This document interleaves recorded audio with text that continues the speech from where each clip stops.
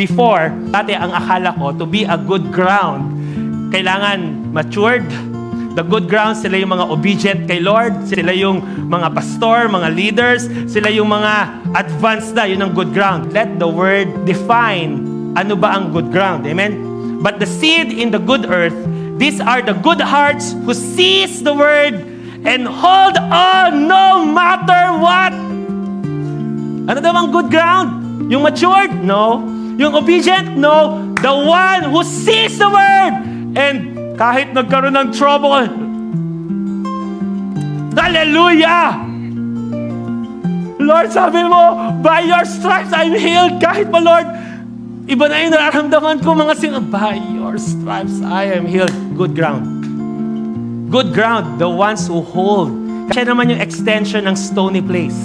Sa stony place, di ba, yung binitawan mo, this one is the opposite. Instead, kahit nagkaroon ng challenge because of the word, you cling. Say, Lord, in the first place, Lord, pag binitawan ko to, saan ako mapupunta?